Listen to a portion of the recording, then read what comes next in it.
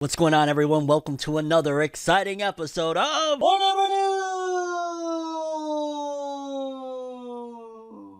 In today's episode, we've got some stories to talk about. In case you aren't subscribed, you definitely should do so. Subscribe down there, hit the bell to get all notifications. That way you'll always be notified and get the FORNEVERNEWS. I got all the scoop. Definitely subscribe, hit that bell, and enjoy. Okay, people, for starters, we got a brand new teaser trailer for the upcoming JUJUTSU KAISEN 0 film. We're going to be talking about that one and taking a look. We got seemingly the return of Anime Expo in physical form. Yes, it seems as though potentially next year there will be the return of the biggest convention in the West for anime and manga. We'll talk about that one. We got an update for the promised Neverland creators and their short stories book. Just a little bit of insight into what's going to be going on with that one. Little more updates on the One Piece space collaboration. I still can't even believe it. One Piece has gotten that big that they're using it to collaborate and promote space travel and shit like bananas. We got a couple of pieces of My Hero Academia news, including My Hero getting the cover of Jump, but also something that they're doing regarding the upcoming film and the popularity poll that I don't know how I feel about it. To be honest with you, it feels a little bit like they really want to sell this film and maybe projections aren't as great as they would like it to be, but we'll talk about all that in a bit. Little update on Blockade manga, Sakamoto Days, and Witch Watch, two more newer series in Shonen Jump that are actually thriving more than we originally thought. We'll talk about that. Creator of Tokyo Ghoul and now Superhuman X, aka Chojin X, Sui Ishida, and a really awesome piece of art he did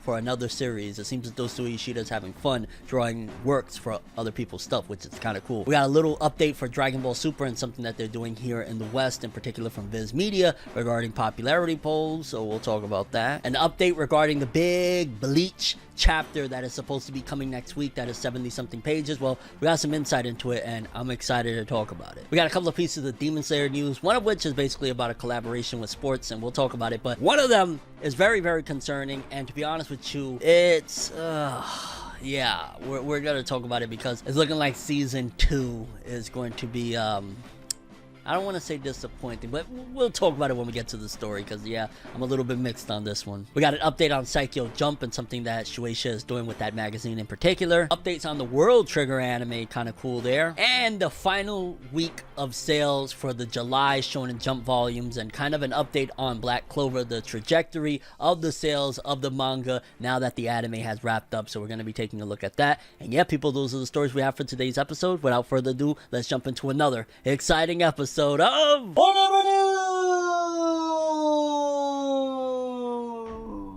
the only news source that provides anything and everything anime and manga related, and we don't bore you. We get into it. Let's do it. No matter how you move, get it done. No matter how you move, get it done. No matter how you move, get it done. No matter how you move, get it done. Okay, people, so first up on the docket, yesterday we got a brand new teaser trailer for the upcoming JUJUTSU KAISEN 0 film, and I'm not even gonna lie, just taking a few peeks at it, I was very impressed already off the visuals alone, because in the trailer is basically showcasing Yuta and Rika. That's the only spoilers I'll give, don't worry, just some names. And Yuta, he's been referenced already in JUJUTSU KAISEN, the original anime and whatnot, and you're probably thinking like, yo, what's going on here? These are going to be basically two of the main characters to a certain degree of the upcoming JUJUTSU KAISEN 0 film, which I'm very interested to see how people are going to react to this, especially people that don't know about JUJUTSU KAISEN 0, the source material. They're gonna go in there looking for Yuji and be like, who the fuck is this? But fam, the voice fits very well. The art and animation, the 360 camera angle that they did, I was very impressed. So I'm sorry for those fans. Go read JUJUTSU KAISEN 0 if you want a little bit of insight, or go look a little bit of it up, but this is looking straight gas. We got an article here courtesy of Anime News Network. Let's take a look. JUJUTSU KAISEN 0 anime film's teaser reveals Megumi Ogata as main lead Yuta Okotsu. The official website for the Geki Joban JUJUTSU KAISEN 0 movie announced on Friday that Megumi Ogata, Shinji in Neon Genesis Evangelion, Sailor Uranus and Sailor Moon, and Kurama and Yu Yu Hakusho will voice the main character Yuta Okotsu. The website streams stream the teaser trailer and it previews Yuta's voice. And yo, you got some legendary roles under your belt. You was in Sailor Moon, Neon Genesis Evangelion, and now and of course Yu Yu Hakusho. Whoa, yeah, that's my favorite out of all. Let's relax here, Fornev. Don't jump over the bridge there. Now this is interesting because if they're using a legendary voice actor like that, I'm guessing that they really want to put Jujutsu Kaisen in that category in terms of like being a classic, a legend. And to be honest with you, based on everything that I've seen and read of Jujutsu Kaisen thus far, I have no doubt in my mind that it's going to go down as like a Hunter x Hunter type of series, a Yu Yu Hakusho that is going to be remembered and revered as a great for the, the test of time. Like, this is going to be a big one for a long time to come. I mean, it's already doing sales-wise, and again, I know you're probably thinking like, yo, Fornev, it's just a voice actor, relax. I won't relax. I love Jujutsu Kaisen. This trailer looks amazing. Yuto Kotsu, let's freaking go. Jujutsu Kaisen 0, please bring that shit to the West ASAP. If it's coming out in Christmas Eve over there in Japan, can we get it January, February? My birthday is early March. Can we get it for my birthday at least? Like, come on, I want it so freaking bad. But yeah, really awesome little trailer. Can't freaking wait. Okay, next up, people, a big update regarding Anime Expo and its physical return. Again, we're going to read the article and we'll talk some more, but I got something to say about this one, but we'll talk. Anime Expo returns to Los Angeles as physical event on July 1st through the 4th in 2022. The staff of Anime Expo announced on Wednesday that the event will return as an in-person convention at the Los Angeles Convention Center on July 1st through the 4th of 2022. The Society for the Promotion of Japanese Animation hosted the Anime Expo Light 2021 virtual event in place of an in-person Anime Expo convention this year. Anime Expo Light 2021 was held on July 3rd through the 4th from 12 p.m. to 8 p.m. PDT. Each day, tickets to the event cost $5, with all the proceeds going to the Hate is a Virus Community Action Fund. But I'll be honest with you, there's a huge possibility that we're getting this announcement now, but we might not even get it. Like, just if you take a look around the world, you hear what's been going on, how they're talking about in December we could potentially be getting another wave of the virus and stuff like that, that's going to basically shut shit down. Like, there's a possibility that they could be ramping this up and it not happening. And at this point, because of them missing 2020 and 2021, they only did that digital event, there's a possibility that Anime Expo could go under. Like, this could be the end of Anime Expo. If they don't do this Anime Expo because of X, Y, and Z, let's just say once again we're at another shutdown by summer of 2022, this could be the end of Anime Expo. So I really hope that everything goes accordingly, the world doesn't shut down once again, and we can get this going, because if not, this is the biggest convention in the West for anime and manga, and if this doesn't happen, the amount of money that they're going to lose in revenue and shit like that, it's going to be disastrous. So hopefully it goes according to plan. I would love, I'm not even going to lie, because I haven't been to a convention in a while with everything going on, and just in general, even before, the pandemic and stuff, I ain't really been in conventions and shit. I would love to go to this, but it's going to be one of those things where time will tell. Time will tell if it'll be safe, and whatever the case may be, whatever you want to call it. I don't want to get too political in this shit, but yeah, Anime Expo might be returning next summer, depending, because even though they announced this, again, if they decide to, no gatherings and all that other jazz, like, capacity and all that other shit that they've been doing, we might not be able to go, and again, that could be disastrous for Anime Expo moving forward, but we gotta wait and see. But so far, as it stands right now, Anime Expo will be resuming in person July 1st through the 4th next year, and I want to go. I want to go. Maybe by then some projects that I've been working on for a while now might be out and we'll be promoting them, so we'll see. I want to be positive about this Anime Expo. Let's go, let's do this. Although I heard DreamCon was really lit. I gotta get to that one next year. Like, I heard a lot of great things about DreamCon, but that's a side note. Let's move on. Moving forward, we got an update on the Promised Neverland creators, a work that they've been working on, and just in general a little bit of stuff here, so let's read. The upcoming Kaiu Shidai x Demizu Posca short stories volume, scheduled to be released on September 3rd, will include the Promised Neverland's epilogue Dream Come True, revealed in Neverland's exhibition, along with many other published and non-published works. So here's what I'm imagining. I'm imagining a lot of the one-shots that we got from these two, like, just in general. I want to say there was recently another one that they did, if I'm not mistaken. They're probably going to all be compiled into this one, and it's probably, to be honest with you, in my opinion, again, I don't know what their contracts are looking like, but probably contractually they still had some stuff that they had to deliver, and this is all going to be a part of it. Maybe they had to deliver another Promised Neverland volume, and because they, finish the series beforehand. Probably this is a part of their contract and what they had to do, or they signed another little contract for like 1 or 2 volumes of material that they got to release. Whatever the case may be, I'm guessing that's what it is. But also an extra Promised Neverland chapter that was exclusive to an exhibition they had over there is going to be available in this one. So I'm imagining sometime September we'll have, you know, that translated over here and we'll get to read it. And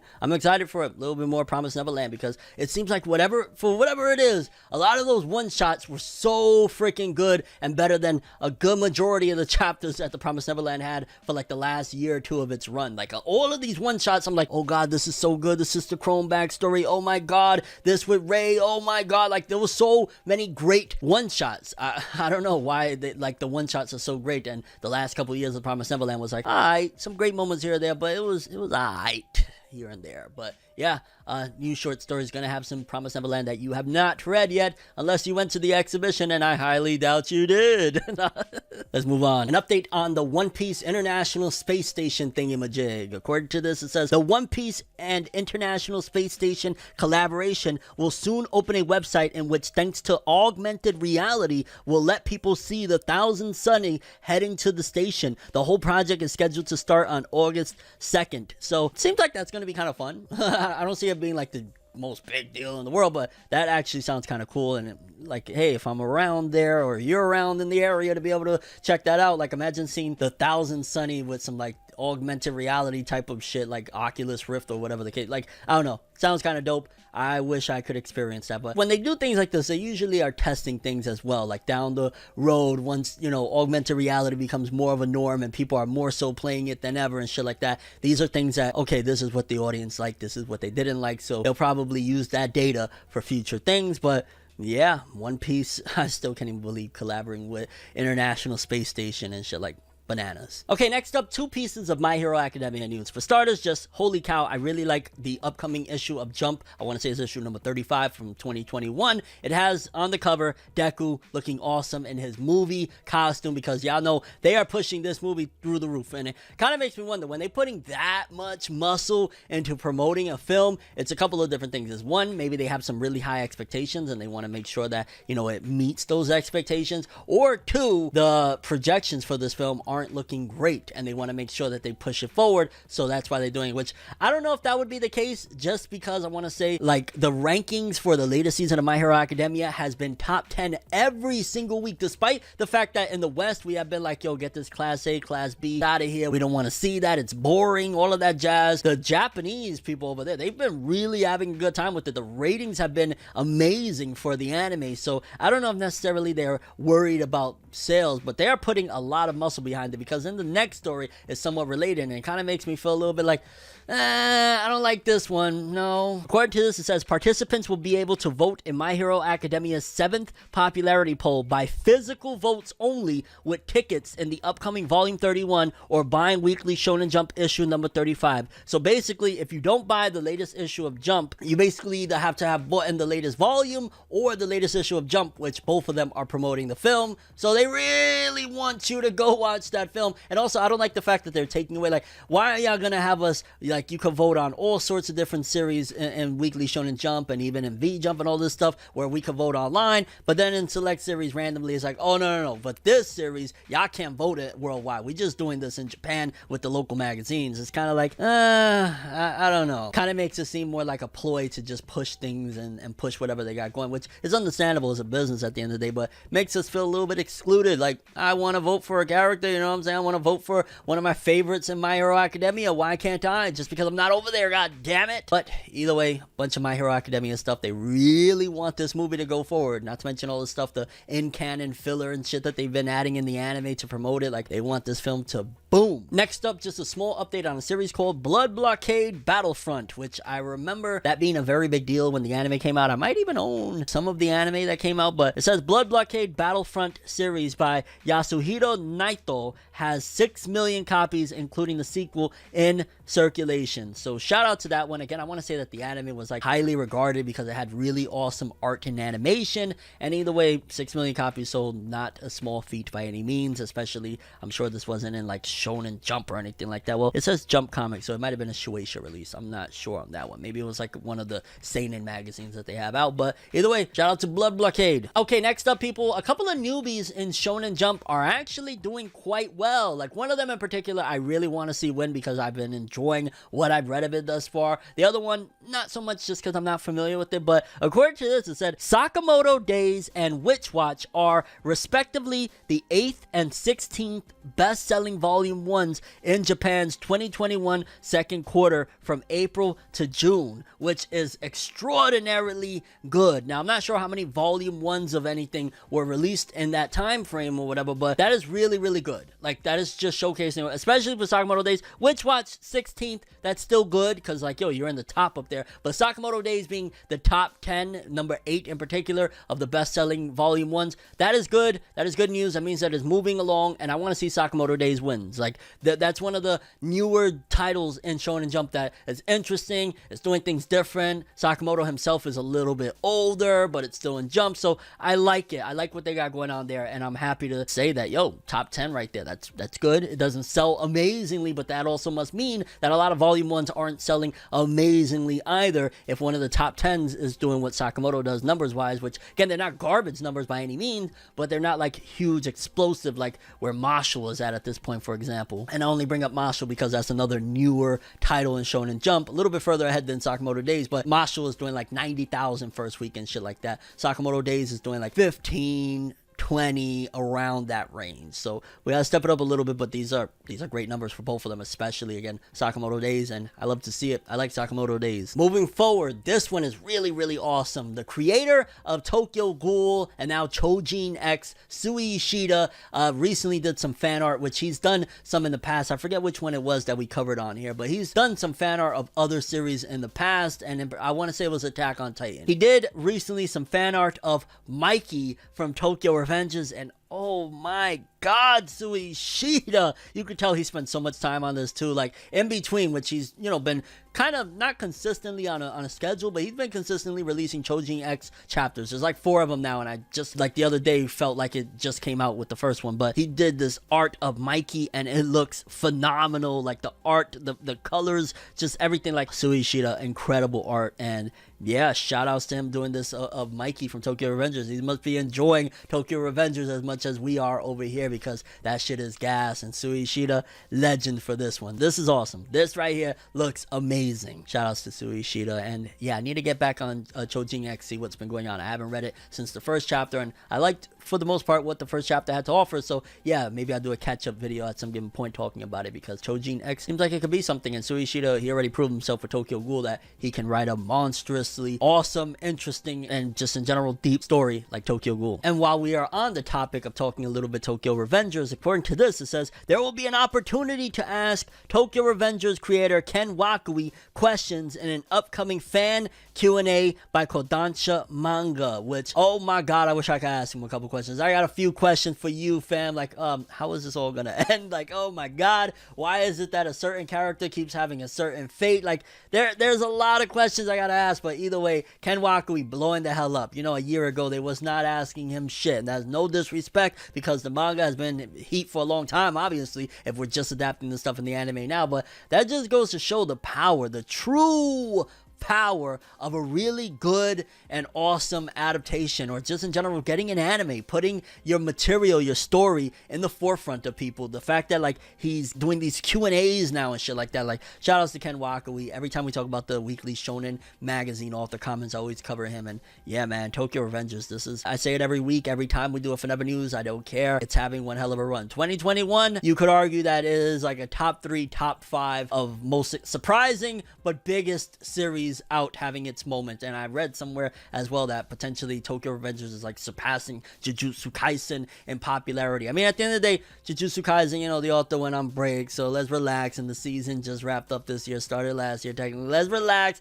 leave Jujutsu Kaisen alone, let Tokyo Revengers have his moment. We don't want to get Gege, you know, Gege gonna do something crazy. Don't play with Jujutsu Kaisen, but shout outs to Tokyo Revengers. Okay, next up, people, according to this, it said on 7/28 at 5 p.m. Eastern Standard Time, It was the last chance to vote in the Dragon Ball Super manga character popularity poll, and the poll was closing soon. This was from the Shonen Jump in the West, so basically anybody could vote on it, and I immediately clicked and I immediately voted Vegeta. I don't give a fuck. Don't play with me right now, but yeah, if it is available, I will link it down below, and I'm kind of curious if you could vote in a Dragon Ball Super, which I don't think I've ever voted in a Dragon Ball Super character popularity poll that I can remember, unless it was like, I don't know, 3 or 4 years ago when Super was still popping with the anime. But who would you vote for? Who is your favorite right now? Who got you? I mean, there's not many being showcased, to be honest with you, in the manga. It's like, hey, Goku, Vegeta, Granola, and yeah, I voted for Vegeta. Like, yeah, Vegeta all day, fam. Let's go, Vegeta. Unless we see something new with that upcoming film, which I'm still like, I'm so worried about the future of Dragon Ball CG. No. Okay, people, so breaking news. As I was editing this episode of Forever News, the results actually came in for this Dragon Ball Super popularity poll. So unfortunately, while I just barely made it to vote, it seems as though the poll is now over, but we got the results, so we're going to be taking a look at the results of this popularity poll of Dragon Ball Super. For starters, number 25, Oil. 24, Gas, which already these are characters from the latest arc, the Granola the Survivor arc, so keep that in mind in case you're not caught up with things. Again, Oil 25, Gas 24, Elec 23. Who the hell voted for all these characters? Like, they're brand new and we're barely seeing anything of them. 22, Maki, like what? 21, OG73. Okay, OG73 was also included in the last arc, the Moro arc, but he was still somewhat a part of the Granola the Survivor arc. And just in general, who the hell voted for all 4 of those? Like, that kind of makes me look at a little bit suspicious. I don't know. 20, Future Mai. Okay, so we still got remnants of fandom from the Goku Black arc voting in. Okay. 19, Jocko. I don't know if I would have put Jock. Oh god, 18, the Oracle Fish. Okay. I mean, hey, if the Oracle Fish made it, then sure, Jocko should be on here, but why the hell is the Oracle Fish? Who? What? 17, Bulma. Yeah, absolutely. In fact, I probably would have put Bulma a smidge higher, but shout outs to Bulma.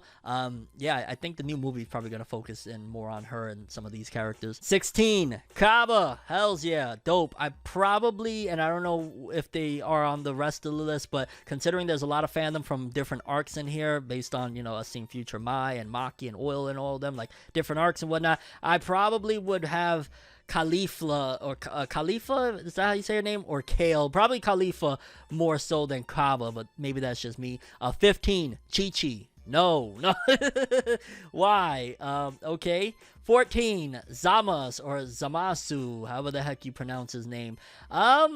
That's interesting. Again, like, people from the Goku Black arc really showed up for this one. We got 2 already. Number 13, Android number 18. Okay, I might have even put her in top 10, to be honest with you, because she's, yo, when it comes to top tier females in Dragon Ball, you cannot exclude 18, and yeah, she deserves to be on here.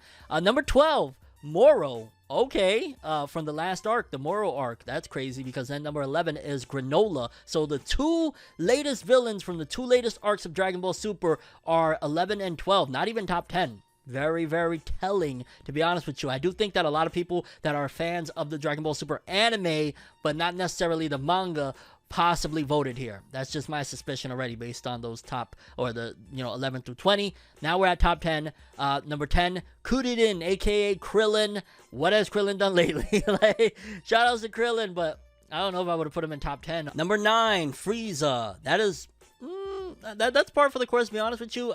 Keeping it real, actually, like, considering the last 2 arcs of the manga haven't had any whispers or anything of Frieza, I'm kind of shocked. Like, what's going on with Frieza? They must have something big planned for him, whether it be the movie or the future arcs or whatever the case may be. But yeah, Frieza top 10, that's to be expected. Number 8, one of the GOATs of the Tournament of Power, Android 17. That's crazy, because he was only featured in 1 arc in Dragon Ball Super, and that was enough to get him in the 8th slot. So shout outs to 17, and he did his damn thing in the Tournament of Power. He was one of the GOATs. Number 7, Whis. Okay, number 6, Beerus. To be honest with you, 7 Whis, 6 Beerus, you gotta have them, first of all. In any Dragon Ball Super top 10, you gotta have them, because there is no Dragon Ball Super without the 2 of them. Those are the 2 reminders that this is Dragon Ball Super and not a continuation of just straight up Z or anything like that. So you gotta have them. I would have Beerus top 5, just being honest with you. Beerus should be top 5. Whis, okay, 7. Oddly enough, that's very suspicious that the Angel landed at number 7 and the God of Destruction landed at number 6. I hope there was no rigging involved here. I don't know. I'm just saying. Top 5, Future Trunks. Absolutely. Like, I guess, again, like I said, probably remnants of the fandom of the anime, not necessarily the manga, but the anime are voting because, again, Goku Black Arc was ages ago. So the fact that people are still coming out, because, again, number 4, 5 Future Trunks, 4 Goku Black.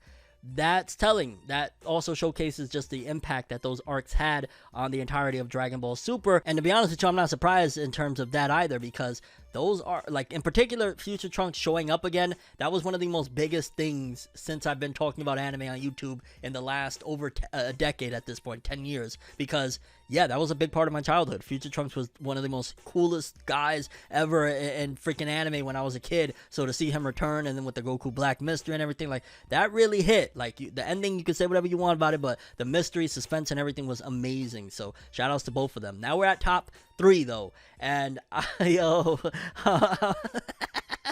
I'm laughing because this fandom is relentless despite the fact that Toei Animation has shat on them time and time again, and I'm a part of the fandom. I didn't vote for him, but I'm a part of the fandom. Gohan number 3. Maybe we'll get something in the Dragon Ball superhero film with him, because, yeah, I mean, he did a little bit in the Tournament of Power, I guess. I wish he would add more of a pivotal point in the end of it. But shout outs to Gohan and the Gohan fandom. Number 2 and 1.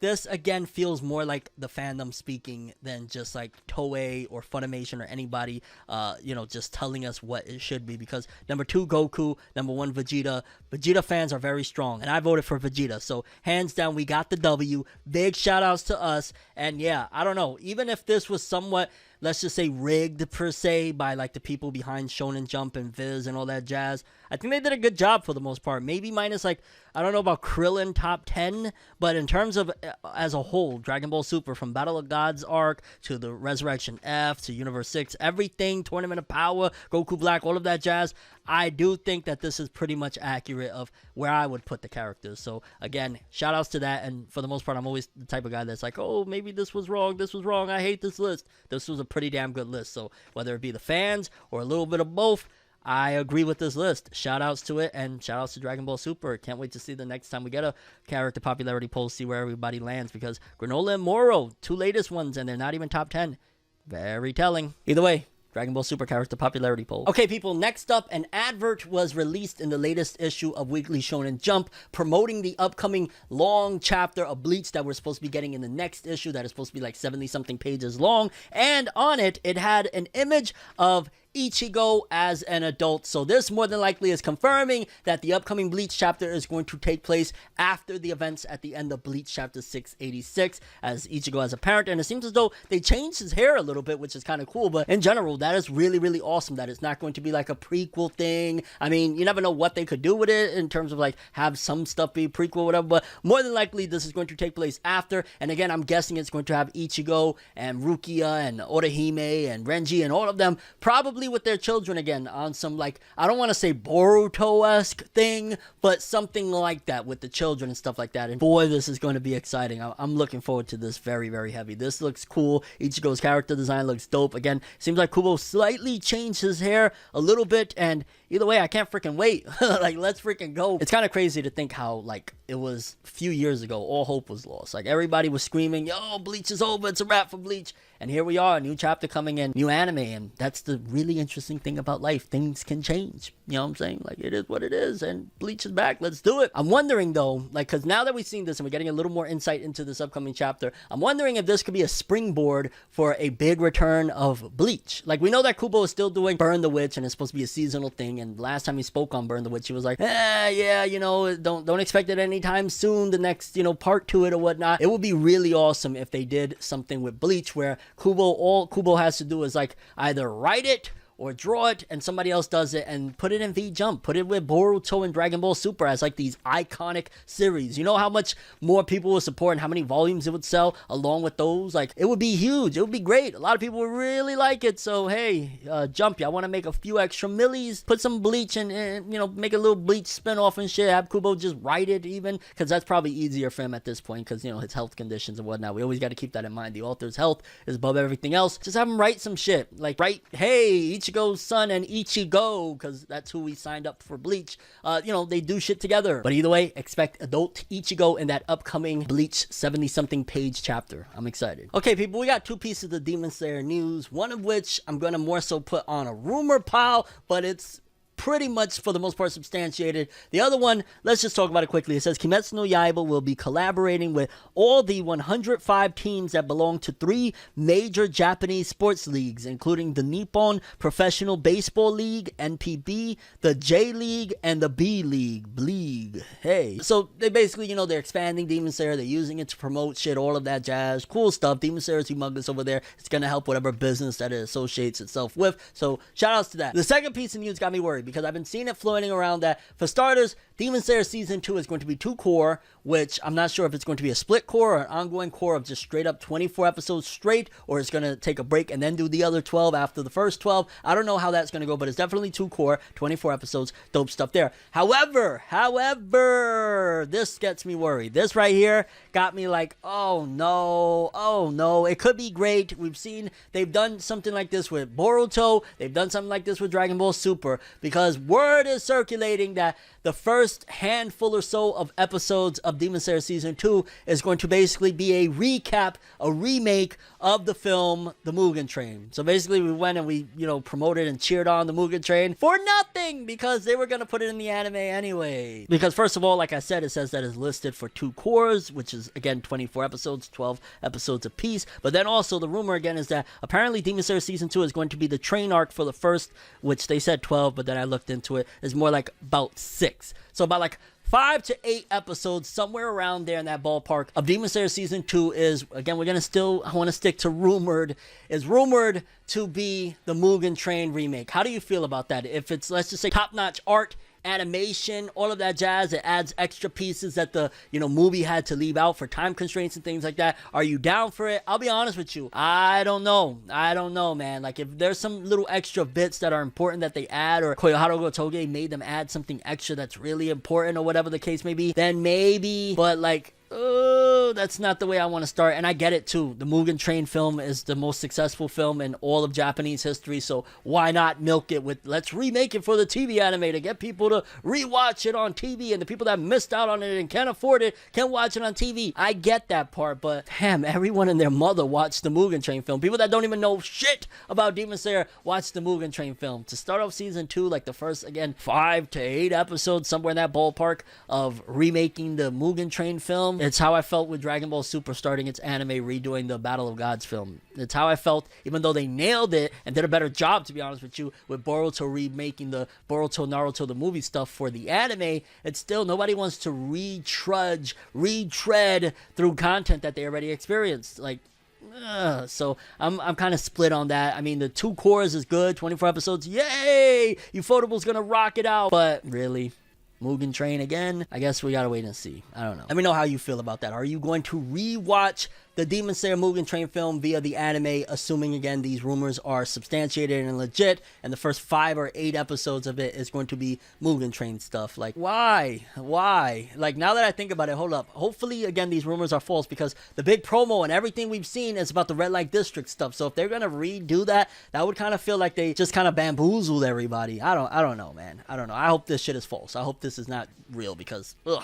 Okay, people, next up, it seems like Shueisha really wants to push this Saikyo Jump magazine. According to this, it says Shueisha's magazine Saikyo Jump will get a digital edition from issue 9, basically September's issue, out August 4th. Digital edition will be out the same day as the paper edition. So basically the cover where we talked about, it looked like, you know, Demon Slayer is replacing Naruto and shit with Luffy and Goku on the cover. Yeah, they're gonna be doing digital, which they really want, and I'm guessing it's because they're putting like a new quote-unquote Demon Slayer manga in that Saikyo Jump, which, by the way, in case you don't know, that Demon Slayer manga is just like a gag series of them being in school. Nothing that you're missing out if you're just wanting to stick with what's been going on with the story of Demon Slayer. Do not worry, it's a comedy stuff. But they know that people are going to flock to it, and it looks like they're putting a lot of muscle behind this one. Like, they ended the Boruto SD stuff, but they still got, I want to say, what is it? Dragon Ball Heroes is in there, and then they got, I think, I want to say a One Piece class, like them in school type of gag series, and now with the Demon Slayer one, they want to promote it very heavy, and they know if they put it out as digital as well, there's going to be people that are going to buy, especially in Japan, physical and digital. They are trying to get as much money as they can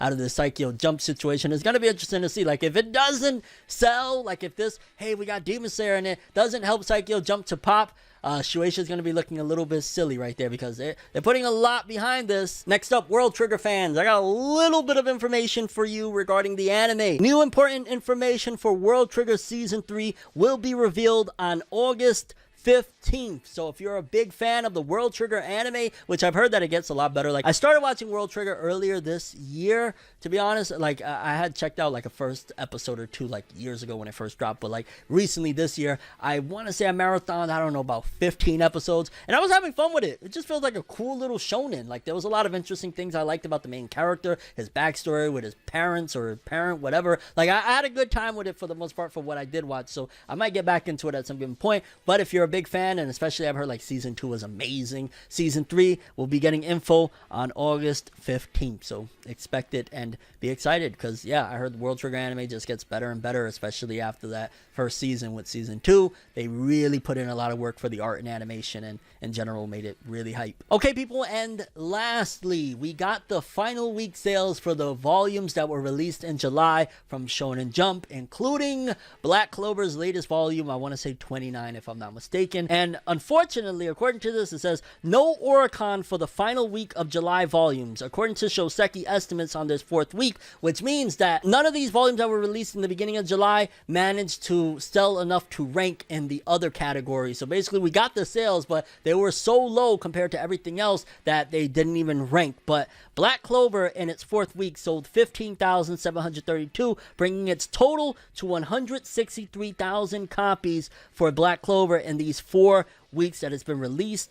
Then there's also the Elusive Samurai that sold another 91,000. Elusive Samurai, yeah, that's gonna be big. Undead Unluck, oh wow, yeah, that's crazy. Elusive Samurai is over double what Undead, or about double pretty much what Undead Unluck is doing. Yeah, Elusive Samurai is out of here. That's gonna be a big one as well. That's crazy. And then also Yozaku the Family with 3,000 more to 41,000, not bad. Phantom Seer 2,300 more, 27,000 in total. And then Me and Roboko, Hardboiled, Cop and Dolphin, and A Gravity Boys, and I Tell C have not ranked, which Me and Roboko being a title that is ongoing and not ranking at this point, being so low, like doing less than a canceled manga, I'm still gonna say it. Bad choices. Something must have happened with Phantom Seer, why it got canceled, because it doesn't deserve it. But back to the Black Clover discussion. 163,654 copies for the latest volume in 4 weeks. I looked at a graph. It's a little bit outdated because it doesn't have the info for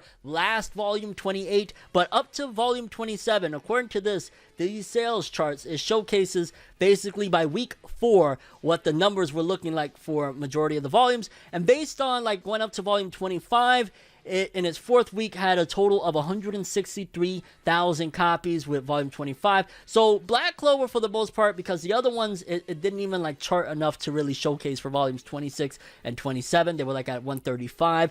Basically, it looks like Black Clover is going up to what it was doing about a couple of volumes ago. It's like par for the course with Black Clover. It's not doing better than it's ever done, but it's not declining. That's the good thing to say. Like 163,000 in 4 weeks in comparison to a lot of like the last 2 volumes in 2 to 3 weeks was at 130,000 copies or whatever. So Black Clover is doing par for the course with like volume 25. Like, it's doing better than even 24. So it's still not great numbers, not bad numbers. It's just what Black Clover has continued to do. It's like, it has its fan base. They rock with it. We support it. We love it. We're going to buy what we're going to buy, but it's not really breaking into the mainstream. And this far in the game, 300 chapters deep, it's probably not, but the fans are going to rock with it. Like, this is the final judgment I would say I have on whether or not Black Clover manga is exploding or anything like that. It's just doing good. It's doing good. It's doing par for the course, but it's not dipping. It's not exploding. The anime ending, kind of interestingly enough, didn't hurt it. it didn't really help it much. It helped it maybe a little bit, but it didn't hurt it at all. It's like, yeah, it is. And yeah, people, those are the stories we have for today. I'm curious what you guys think. Jujutsu Kaisen Zero's preview, what do you think of that? Oh my god, I can't wait for that film. Anime Expo supposedly returning in person next year. Are you hyped for that? Are you gonna go? You think it's actually gonna happen? The Promised Neverland creators short story book that is going to have some exclusive Promised Neverland chapter in there. Are you hyped for that? One Piece Space Station collab update. I still can't even believe it. One Piece is that big, huh? A couple of pieces of My Hero. Your thoughts on you basically need to buy the volume or the magazine in order to vote in the My Hero Academia popularity poll. And also that cover for Jump looks awesome. Blockade 6 milli, crazy. Sakamoto Days and Witch Watch doing great numbers for their first volumes in comparison to its competitors. Sui Ishida's Tokyo Revengers art. Oh my god, Mikey! Tokyo Revengers asked Ken Wakui Q&A. If you could ask Ken Wakui, creator of Tokyo Revengers, one question, what would it be? The Dragon Ball Super popularity poll, who would you vote for? Or who did you vote for? Bleach, the adult Ichigo in the upcoming chapter. I am so amped to see what the hell Kubo cooked up here. Demon Slayer, the collab with the sports teams, big stuff. But also, if season 2 is indeed going to start off like the first handful of episodes being a recap of Mugen Train, how do you feel about that? Psycho Jump Digital Edition, they really are going all out with that. World Trigger Season 3 info, you hyped for that? Are you going to be watching? And the final sales week of the July volumes of Shonen Jump. Your thoughts on Black Clover sales and all the other volumes. Is the Elusive Samurai manga up next? And your thoughts on any of the stories we covered in today's episode. But that's all I have for this one. Thanks for watching. Hope you enjoyed. If you liked anything I had to say or enjoyed the video, drop me a like. I'd greatly appreciate it. And if you want more from me, make sure to subscribe. Follow me on Twitter, Instagram. Hit that bell to get all notifications. And if you want to follow any of my other social media, links are in the description below. I'm ForneverWorld, and as always, people, have an awesome day. And remember the golden rule. Anime and manga for life. Bye. Have an awesome day. Peace in. And you guys just watched another episode of FORNEVERNEWS. Have an awesome day.